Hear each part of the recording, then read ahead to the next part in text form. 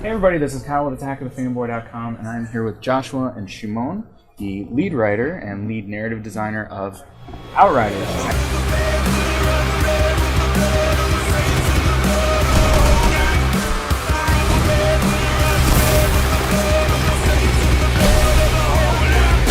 I actually just got to play the game for a couple of hours, so can you guys go ahead and just kind of give an overview of the story of Outriders? What are people looking for here? So Outriders go ahead. Is the story of the Outriders.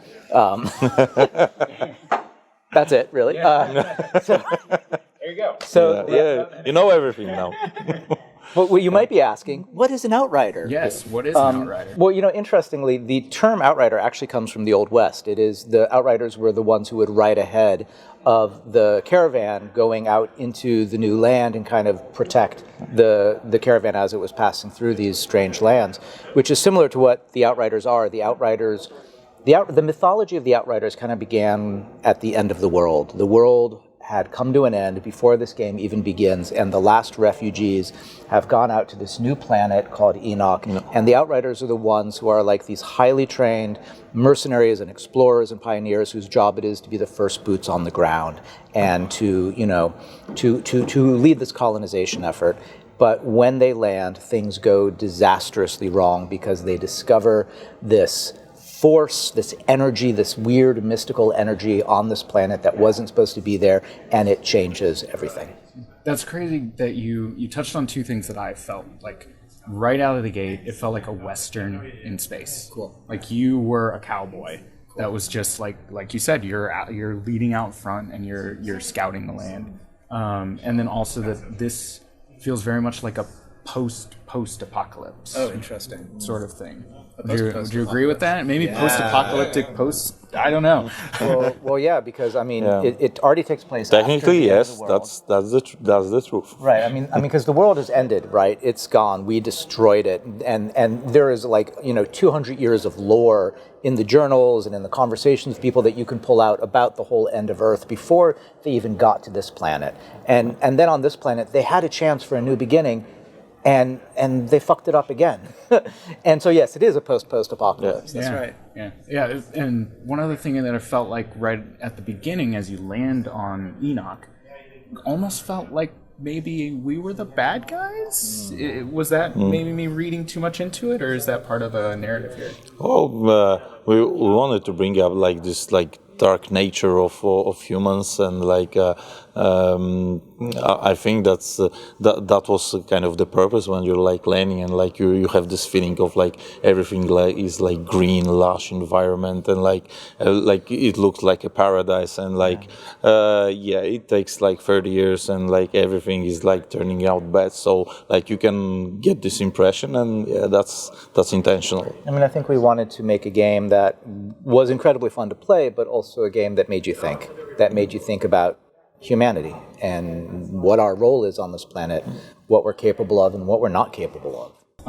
So we kind of covered the prologue in terms of arriving at Enoch, but of course things go crazy after that. Yeah. And especially for your character. Can you kind of touch on what happens to your character and how that plays into the overall plot? Yeah, when you land on this planet, you're there to lead the colonization, and you are basically to secure the area and have everything prepared for the colony to start to build up, and that is the plan for the colony to be created. Instead, you discover this incredibly strange energy that's emerging from the planet that they call the anomaly, that basically turns physics upside down, and anyone who gets trapped by this, it manifests as a storm, and anyone that gets trapped inside it just gets ripped apart. Their molecules splayed across the sky.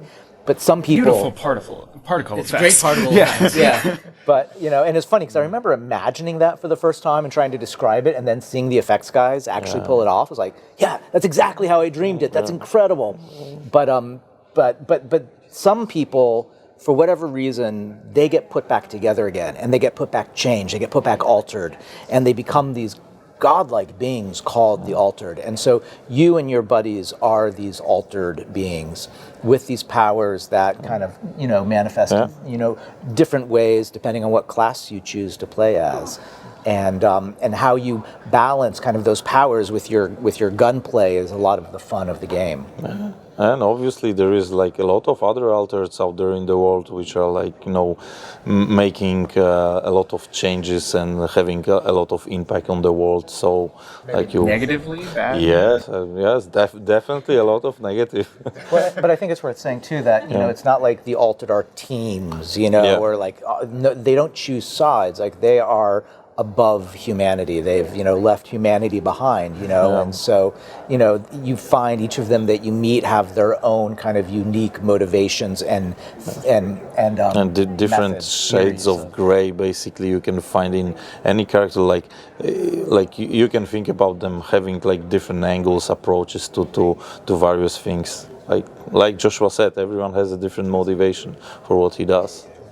And with kind of a story or a game like this, it's very built around replay value. But in terms of the story, do you foresee a beginning, middle, and end?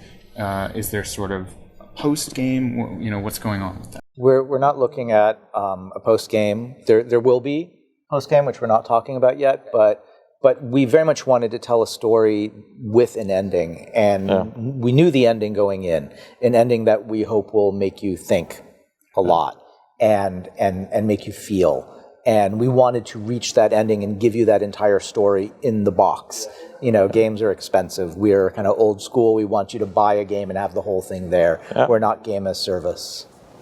Yeah, no loot boxes, no things like that. Very nice. And so what's been the most fun part of this entire design process, the writing, anything? What's been the most fun so far? Like honestly, for me, it was like being on the set with the actors, like seeing like okay, you had like the script and all that stuff, and then you can see them doing all those things which you like figuring out earlier, and like have like the setting, the director leading everything, and like it was great. Like I remember like. My greatest really memory was when we were getting like the actors and like the voices. Remember we were talking like, okay, which voice do you think will like fit the best for this guy? And it's like great when we were like figuring out that like we are all agreeing on like some voice, because like for us it felt like okay, we all like have this picture of this character, working like this. So that was really great. And I think a big part of it too is kind of like because we do this big time jump, right, from the prologue to the actual world where you take place, getting to imagine and then create not just a new world, but then to create a huge time jump like that. You're almost creating two different worlds. Yeah. And then the characters as well. The fact that there are characters you meet, in their 30s, and then you meet them again you meet them in their 20s and meet them again in their 50s, and you get to see an entire life almost kind of in a blink of an eye. Happen in front of you. There's this character Shira who you meet as this kind of, young, innocent, naive scientist. When you meet her again 30 years later, and she's this bitter, war-torn, woman with, there's so much that you can read into that character and that dialogue, and getting to write that, that character and that at these two very different places was really exciting. Yeah, and those opening hours are really story rich.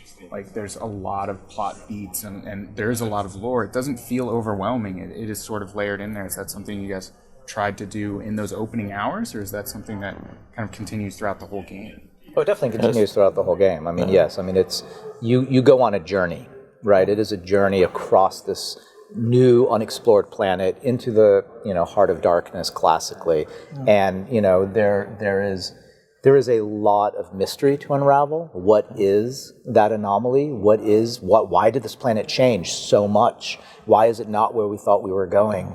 And what is that signal? The signal that you discover in the very beginning of the game is still playing when you wake up 30 years later. from the other side of the planet where no one's ever been able to go. What is that? So feeling drawn forward by that mystery is really exciting. And in terms of the prologue, I mean, I think there was a lot of controversy about the fact that we don't just drop you right into the action, right? Yeah. That we start with a lot of story, and I think that was Yeah, we want to like really set up the universe. You're landing in like the colony, building it and everything. So you can feel this vibe of like getting to a new planet. Having the fresh start and like that building hope. and Feel the hope. Yeah, So that when that hope is taken away, it's and more then dramatic. you're like getting like all those like question what happened really, what were the events back when you were like in cryo sleep, etc. We wanted for the player and the character to be at the same position of like, okay, I don't know what happened, like I want to gain this knowledge, and then like actually you can figure out the full story.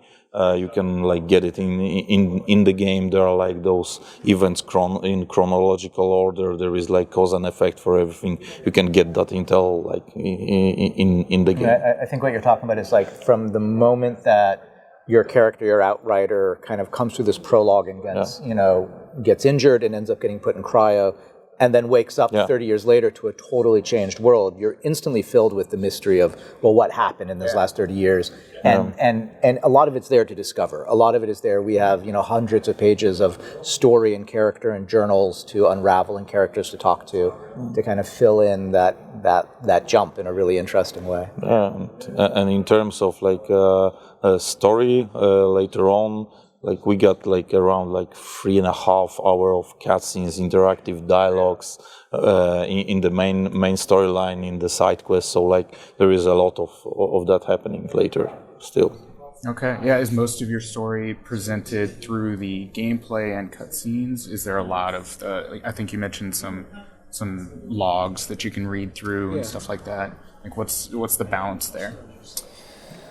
Hundreds of pages of journals, about 90 minutes of main quest, cutscenes, about another 2 hours for the side quests, and then tons and tons of, we use VO, just like there's a lot of conversation happening while you play, and then the environmental storytelling. Yeah, and we also wanted to like deliver you like the story in a way you would like to have it. So if you're not interested in like really like reading journals and you just want to shoot, basically, you can go from the beginning till the end. You'll know the full story, etc. Like if you want to know a little bit more, you'll do some side quests. You will get some additional info on some other things that happened. And like if you're like really down into details, like you have like really a lot to read, like inside the but journals. there is a button to skip the cutscenes.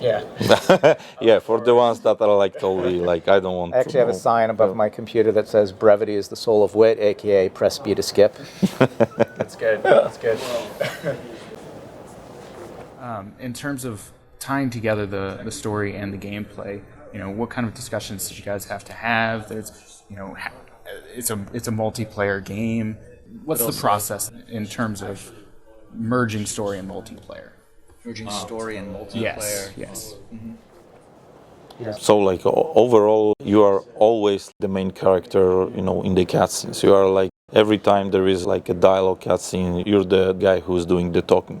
You can see your like friends which are playing in co-op, like in the background, for example.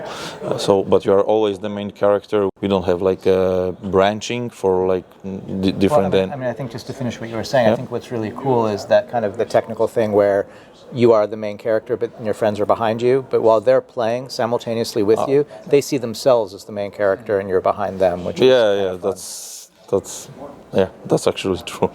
Yeah. So we wanted to tell like a full story. So this is the story what you get. That's what we wanted to tell.